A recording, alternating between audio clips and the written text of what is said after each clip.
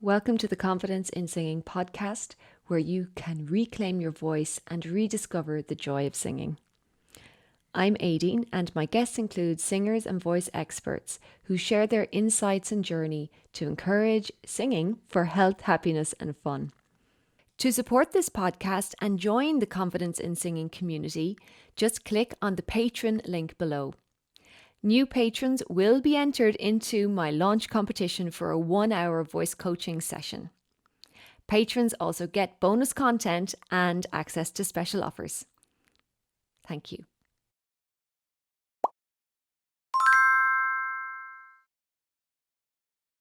I'd like to welcome Edel Meade to our podcast today. How are you? Hi Aideen, I'm great, delighted to be here. Thanks very much for the invitation. Oh, you're very welcome. Let me introduce you to our audience and set up what we're going to talk about today. So for anybody listening, Edel Meade is a vocalist, composer, songwriter, producer and educator from Clonmel, County Tipperary. She is an original artist working in the field of jazz, folk and contemporary music, and she's currently artist in residence at John Square, Limerick. We're going to talk a little bit about your latest project in a while, Edel, but Edel has just brought out her new album, Bridget's and Patricia's, which was released on International Women's Day, to critical acclaim, which I'm delighted about for you. And it's a stunning collection of original composition reflecting on what it means to be an Irish woman living in 21st century Ireland. Thank you so much for joining us. My pleasure. So, Edel, I just wanted to let everybody know we actually studied together and we studied jazz music in Dublin, and it seems like a lifetime ago, doesn't it? It does, Aideen, but I can remember it so well. I can remember us, finishing a day in college, and then we'd walk up Newtown Park Avenue, and we'd be getting the bus back into Dublin, and we'd be singing songs on the bus, and we were just in our element, like singers, following Yes. their passion. And I remember we had some laugh. That first year, it was some laugh. Things got a bit tough after, I think, first year, but no, that first year was very memorable for all the right reasons. It really was. I was just so happy to be there, doing rehearsals as part of your kind of working day within school. I mean, it was just what? I'm actually making music during the day as part of my education. Oh my God, I was the exact same, because, had come from always wanting to be a singer and, going for lessons and music being a hobby, for all of a sudden the full focus to be on music. Yeah, it was a dream. It was a dream, and for me, I went back to do that course in my 30s, and I know you were going back in as a mature student as well. Yeah. So I would love you to tell us a little bit more about that leap of faith and how you kind of had the confidence to trust that instinct within yourself that you wanted to do so much more with music. Well, yeah, it was, I suppose, like yourself, Aideen, it was, a kind of a long journey to finally, getting to New Park in the first place. Because I always loved singing as a child and as a teenager, but I didn't know anyone who was a singer. And I never heard of anything really except for classical singers or opera singers in college. So it just didn't seem like there was any opportunities there for me. So for those reasons, I pursued a degree in journalism with Irish in DIT Ainger Street. And all of the time while I was doing my journalism degree, all the journalism I was doing was about music. I was going to gigs, I was interviewing musicians. My passion was music. And I joined the Gardiner Street Gospel Choir in Dublin. It was in my second year of the journalism degree. That was amazing because I was with all these brilliant singers and the arrangements were brilliant. We were doing really soulful, uplifting, gospel, pop music, and I loved it. And then I was so lucky I had an opportunity to study in Chicago for 6 months as part of my journalism degree. And when I did some research into the college, Columbia College Chicago, they had an incredible journalism and broadcast journalism program. But then it turned out they had all these amazing jazz programs and different, blues and contemporary styles of singing. So I just wrote a letter to, or was it an email? I can't remember if there was emails back then. Yeah, there was. I emailed the head of the faculty of arts or the dean or something in DIT and said, listen, I'm really considering a career in music. Is there any chance I could take some of the music programs while I'm there? And he was so good. He said, yeah, as long as, you know, you keep up with your grades in the journalism courses. So that was it. That was like, I suppose, an introduction to New Park, in the sense that I was doing a course called Styles for the Contemporary Singer, and that was with this amazing woman called Bobby Wilson, and we were learning, you know, Motown, and we were learning just all these different styles, but singing them in the class. And she was just a real charismatic lady. And I suppose, like, our goal for that class was to take, our assignment, I should say, was to take a song. You could take any song at all, but you had to arrange it in a totally different style and perform it. So I took the Clash song, Should I Stay or Should I Go, and which is, you know, a punk rock kind of a song, and did it as a slow bluesy song, this really kind of sultry thing, and performed it, and like with a band and other people in my class doing backing vocals. And I was just in my element, you know. And there was another class, vocal jazz, which it actually wasn't really. We didn't learn much about jazz at all, but we did some nice songs on it, and it got me listening to jazz. And I guess it was after my experience in Chicago. I just, like, I was alive when I was doing my music, and it didn't really make sense to go back to just, you know, writing and sitting in front of a computer all day. And that just seemed like, because I was doing a lot of freelance journalism at the time, and I just felt like, oh my God, am I chained to the computer? You know, when I was getting that work, I was just like, oh my God. So it wasn't my passion. So I knew that I was going to audition for New Park, and it meant so much to be, like, I practiced so much for that audition, because I didn't know if I'd get in, and I didn't know who else would be the competition, and I just worked so hard. And when I got in, like, it meant everything to me. It was what I wanted to be doing. It's amazing. I'm so, like, it's such an amazing journey. Like, for anyone going into music, it's like, I'm sure that your family and friends were kind of wondering, what is Edel doing, you know? Yeah. It's not something, it's not all that encouraged within Irish culture, is it? That's true, Aideen. No, my parents were not impressed at all, you know, at the time. And like, certainly my friends who would have known me through school and everything, for them it would have been no surprise. But yeah, there were people on the course saying, "What? I never knew you were a singer," you know. But I didn't care. I listened to myself, my heart, and that was it. It's a really amazing story. What would you say to somebody else starting, you know, at the same stage you were at, you know, kind of with that dream or that wish, but feeling like there's no point because either there's no career in it or I'm not getting support from my family? What would you say to someone who's seriously considering singing? I would say listen to yourself, like it's your life, and take it step by step. I think there's a few really interesting things that you've mentioned there, Aideen, and like with regards to career or no support, like for anyone pursuing singing, there's all sorts of different reasons why you might pursue it. Like it doesn't have to be that you want a career from it. I mean, people would have said to me very early on, it's going to be difficult. It's going to be difficult to make a living. So you need to be prepared for that. But like singing brings so much joy and fulfillment by itself. You don't have to necessarily be, I don't know, like what is a successful singer these days? You know, there's different ways of measuring it. But just as long as you're happy, and I mean, it's your life at the end of the day, and no one can tell you what to do with your life. Absolutely. I think you do learn by doing, and what you said there about taking it step by step is important. Like when we test out with how much we want to do something. And it's interesting because I had been in America as well. America was one of the reasons I ended up in New Park. First of all, I did some singing in high school with my cousin, and I was in a jazz ensemble, which back then to them just meant that you were singing slightly jazzy. I mean, we did This Land Is Your Land, This Land Is My Land. That's not jazz now by any stretch of the imagination, but we were doing jazz dance. We did the jazz hands. I don't know why, it was just because of the dancing that they called it jazz. And then when I was in San Francisco, I studied jazz music as well. Just the year before I went to New Park. So it's funny how I think energetically there's probably more respect for that genre within the US. And, it's interesting that we both had been there to kind of get the confidence then to do it within Ireland.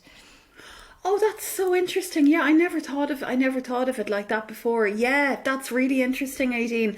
I remember as well, you were such a fan of Anita O'Day. You just loved her. Do you still love her as much? I haven't listened to her for ages, but I do love her. It was actually one of my friends who lives in Wexford now, Melanie O'Reilly. I'm sure you've met Melanie, have you? Yes, she is a big fan of Anita O'Day. So I think she did some stuff with Anita, did a whole gig around Anita O'Day music. So then I had kind of moved then away from jazz music myself and kind of moved on to other kinds of contemporary singing. So she's not been in my mind as much. Yeah. But she had a great sense of rhythm. She was just amazing the way she sang. Totally. And I read an amazing book actually about her hard times, hard lives. It's an autobiography. High Times, Hard Times, that's what it's called. Yeah, it's brilliant. But I'm thinking as well, Aideen, do you remember we went off on our adventure over to London as well to study with Anita Wardell? We were just following our path and just kind of going on all these little adventures, not knowing where they would lead, but just, we were taking it one step at a time. We were, and that was actually your idea, I think, that first trip to London. Oh my God. And now I'm remembering why. It was because I was a journalist and I was getting sent promotional CDs, and Anita had just released her album Noted, and I got sent the CD and the press release. Oh yeah, that's a great album. Oh my goodness, I love that album. Oh yeah, absolutely. Okay, well look, let's talk a little bit about your album, because you've just released your second album. Tell us a little bit about it and where your inspiration came from. Well, it's totally different to my first album. This album, Bridget's and Patricia's, is a solo album. So it's, excuse me, I wrote all of the songs and I'm performing everything on the album. And I guess having worked as a professional jazz vocalist for over 10 years, I just felt, oh my God, this music, I just felt that it wasn't resonating with me anymore. I just felt all of the lyrics that I was singing were completely disempowering. They've all got the same theme. I mean, basically, these are songs that are written by incredible songwriters who happen to be Jewish American males, and they were writing these songs a lot of the time for African American women. And then I found myself singing them as a woman from Tipperary, and it just kind of, it got to a point where I was like, what am I doing? I'm singing all these songs about how I'm nothing until I have my man. And then that said in a different way. And I mean, that's what most of those songs are about, to summarize, and I just was like, oh my God. And I was, turning up, I was getting booked for gigs. And I remember, there was one particular guy who used to book me for gigs, and he'd say, make sure you wear a red dress tonight, this kind of thing. And I was just like, what am I doing? And I just felt like I suppose I had done a tribute to Joni Mitchell, who I love. I'm such a massive Joni fan. And then in 2015, I did a tribute to Billie Holiday, who I really admire. But I suppose all the time it was leading up to, who am I? What do I have to say musically? So I wanted to go and write my own music. And of course I had done that in college and after college as well. But I had a group, the Swoobet Project, and I suppose that was more kind of contemporary jazz, or it was probably coming out of New Park, the sort of music that I thought that might have appealed to kind of people who would have been marking me in those exams, that kind of thing. So anyway, I realised that there was a new MA in songwriting that had a brand new course taking place in the University of Limerick. And when I saw that, I was like, oh, that could be really cool. I had been teaching loads, and Anyway, to cut a long story short, I moved down to Limerick to do the course, and as soon as I got there, started writing songs. And after I wrote the songs, I kind of looked at them and was like, what are the common themes here? What are the common threads? And it was very clear that there was a very strong theme. What does it mean to be a woman living in 20th century Ireland? And, you know, for example, there's a song about Bridget Cleary from my hometown, well, just outside my hometown of Clonmel.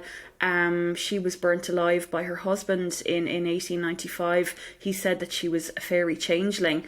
Do you know? And then there's a spoken word piece that is written, I suppose, as a response to misogyny everywhere, and, you know, even includes just comments, you know, made by the former president of America and this kind of thing.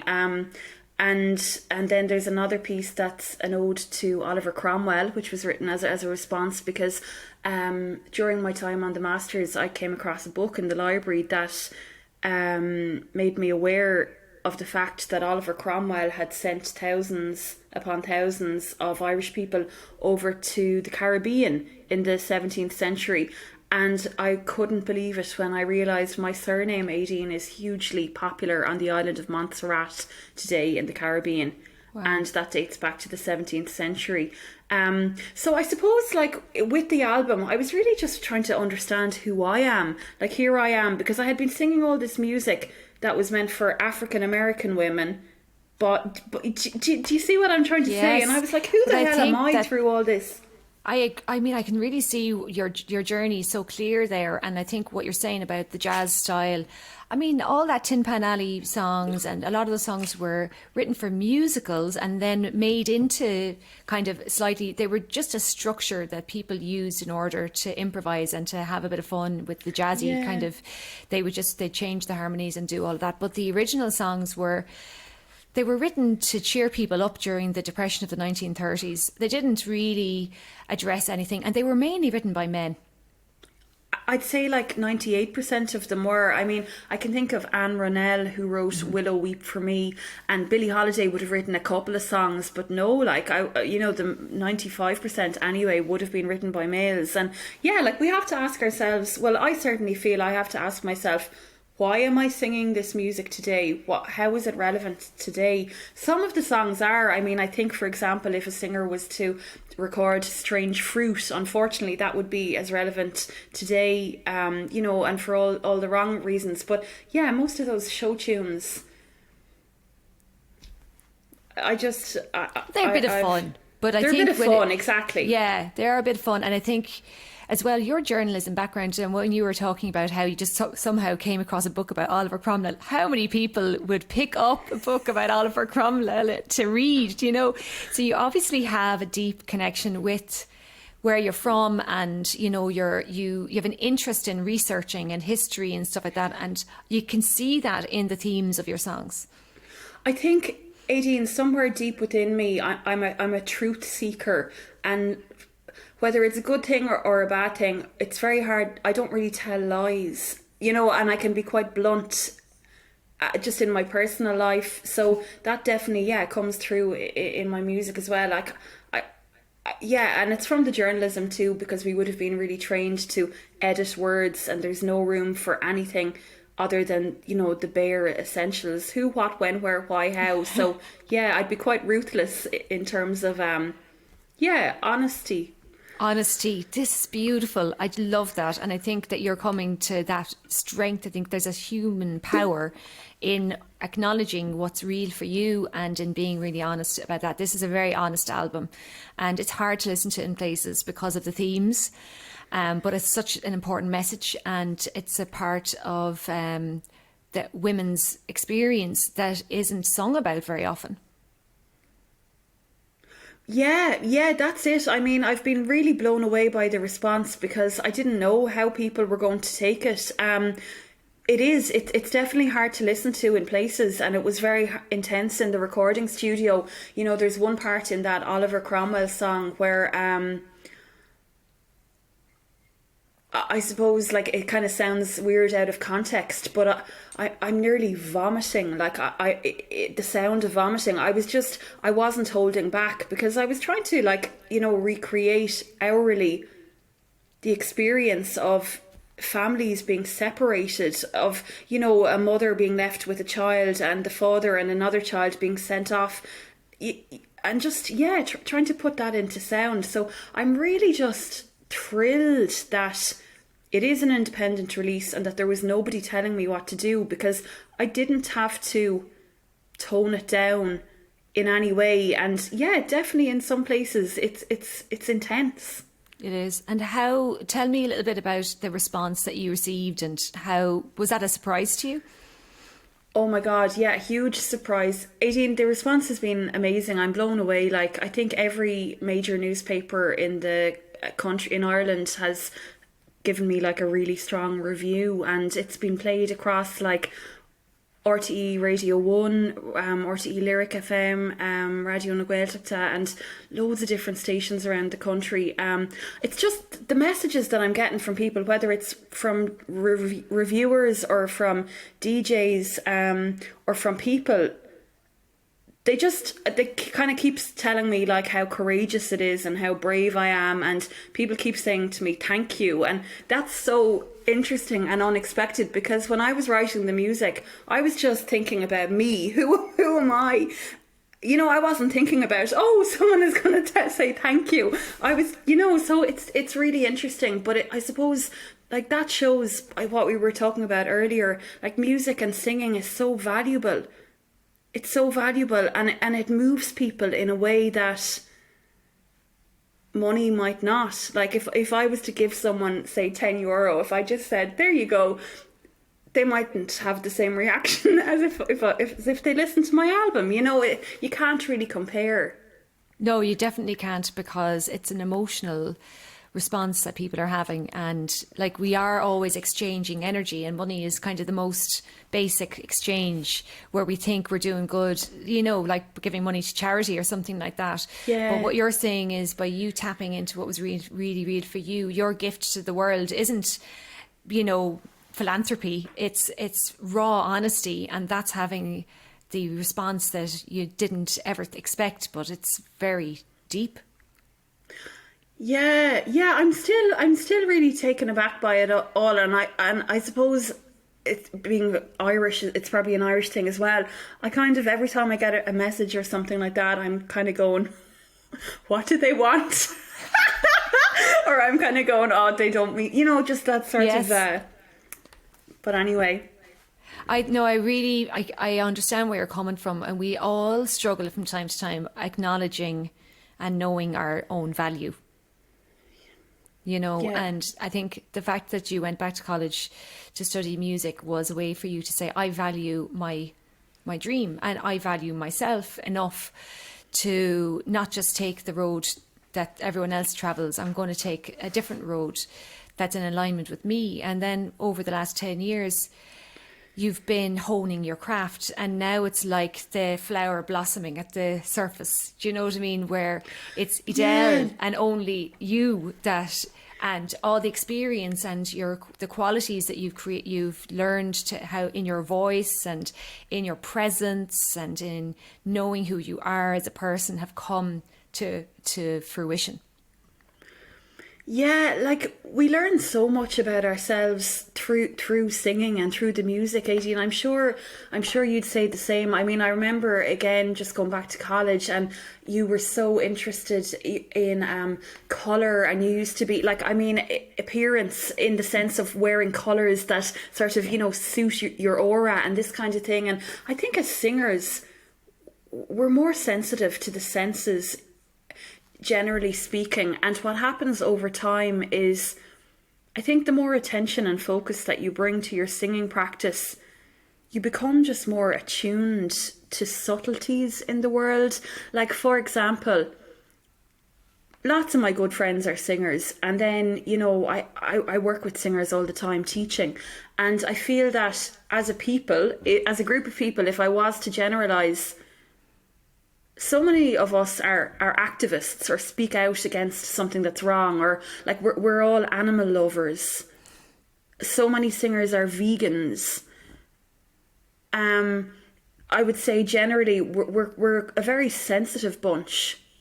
So I feel that you see the world differently when you focus in on something like that. And of course we're dealing with our voice, which is in our bodies. So I mean, being a singer, if you actually want to take it seriously, you really have to mind your body and work from a holistic perspective.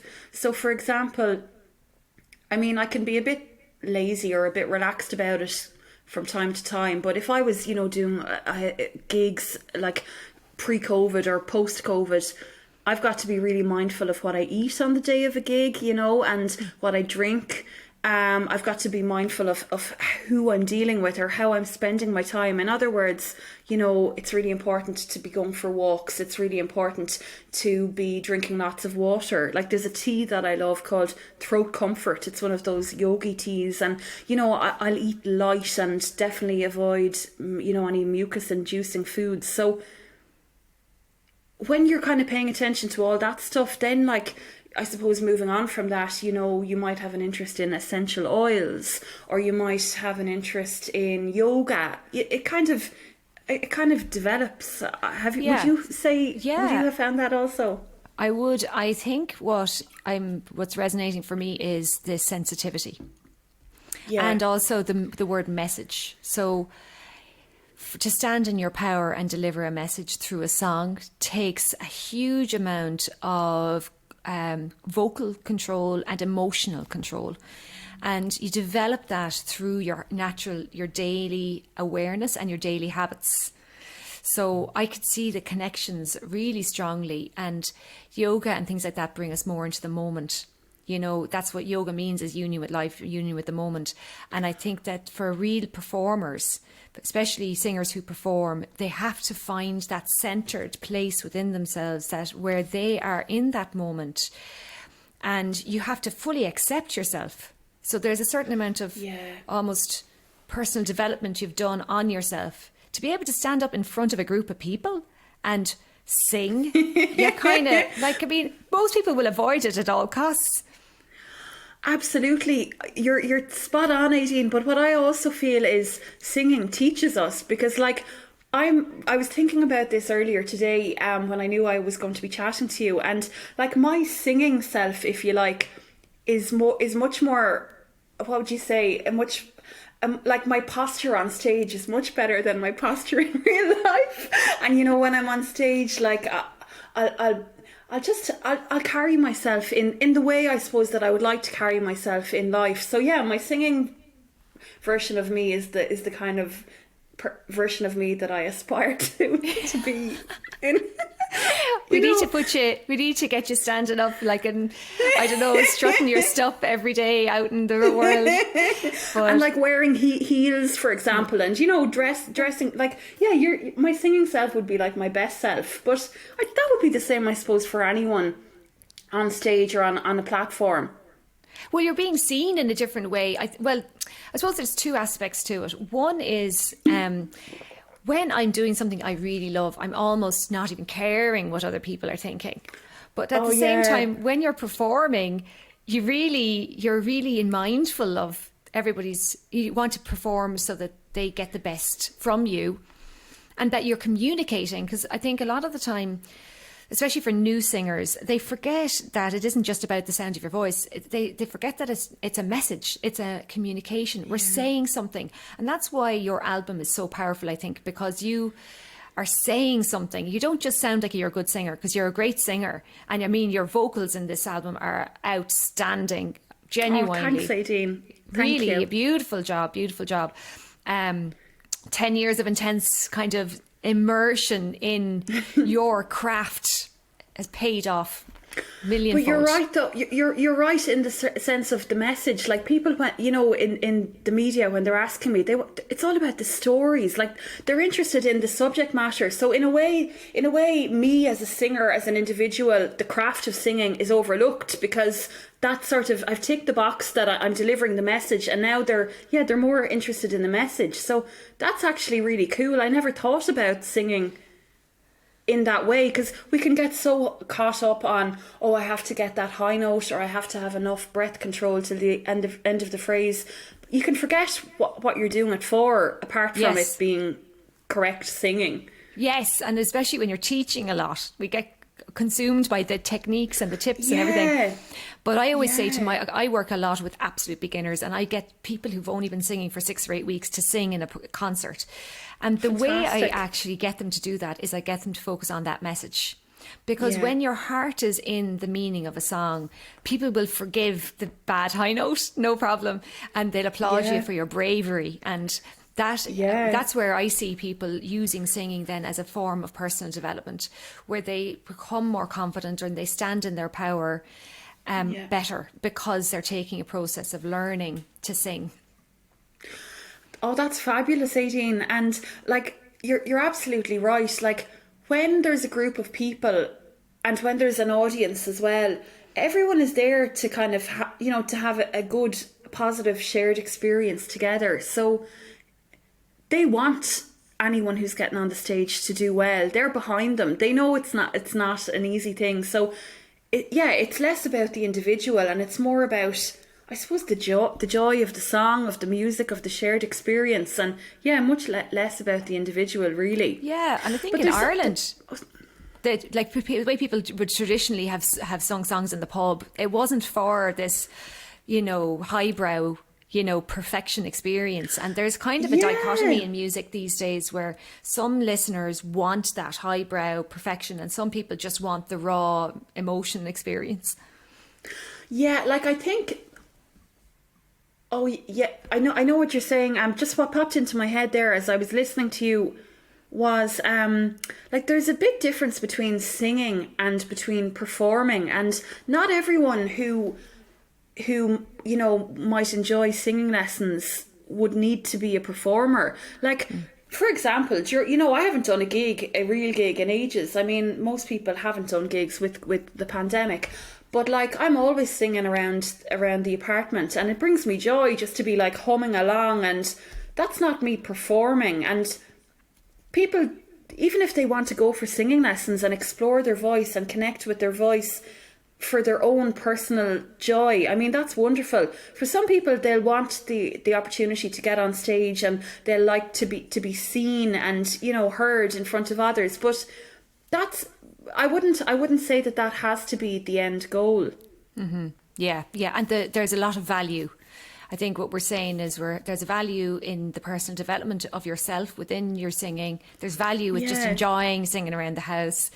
There's value in singing at the local pub, and then there's there's value to using music to express a message like you're doing with your album.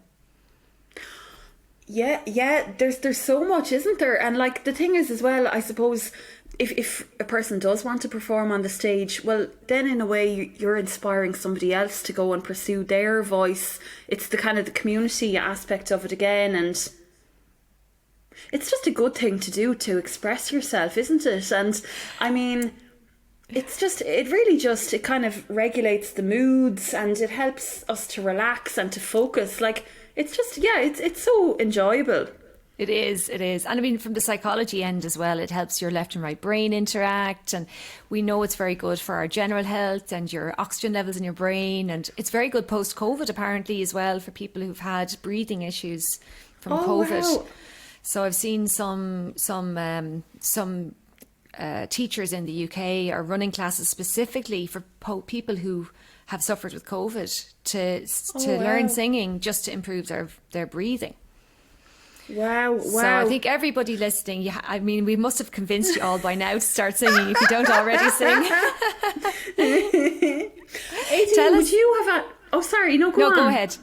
No, you go ahead. Well, I was just going to ask, sometimes people ask me, only very occasionally, they feel they might feel like a little bit shy about singing if they have housemates.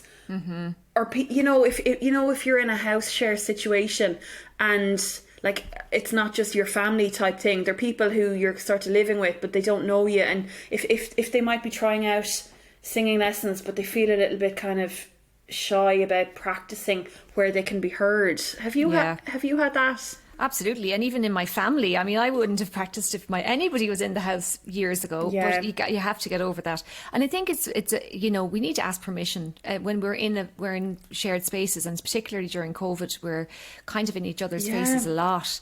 So letting someone know that you're going to practice at a certain time or something, so that person has the opportunity to go out for a walk, or take your opportunities when you get them, because it's so important. Practice is so important for singing. You don't improve if you sing once every 3 weeks. You improve if you sing every day or most days. No, and that's it. It's about just making something that will work for you. Like when I was in college, just more recently doing my masters, I used to get up super early in the mornings, and I knew that the college would be open early, and I used to be in there 2 hours before anyone else would really be around, and it just meant that I got my practice done. Most people wouldn't have, to do all that much practice, but I had things to do, and it was just in my living environment. I wasn't sure who was going to be around, so you can always find ways to make it work. Absolutely, I definitely, and I'd encourage people to figure that out, because we can't just shut ourselves up. Like, I think there's so much to all this. I mean, I could talk to you for another hour. I really could. I know. We'll have to do it again sometime.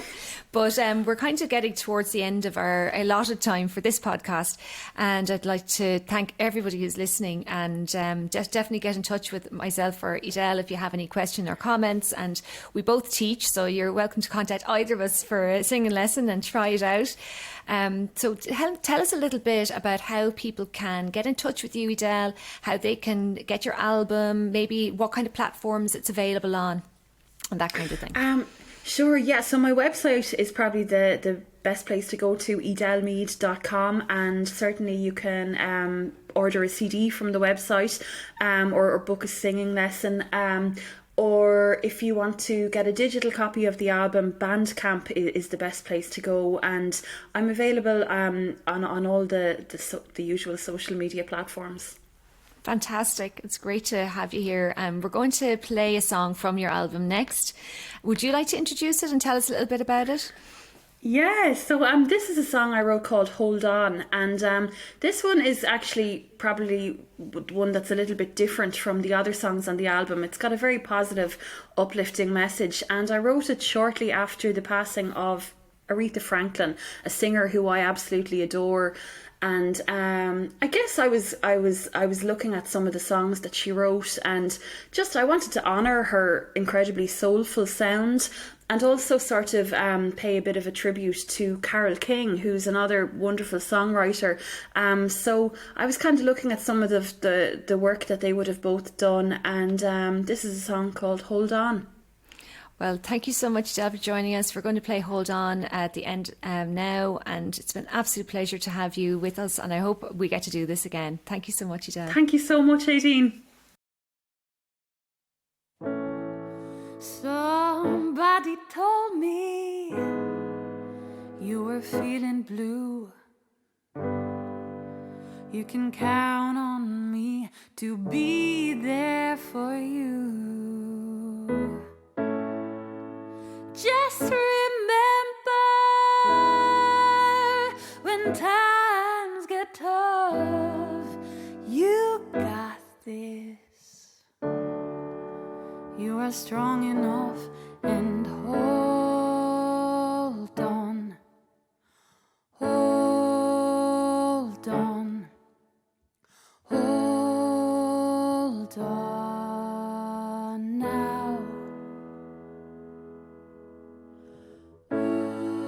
You didn't ever think you would have come so far when you were 8 years old, dreaming of being a star. And looking back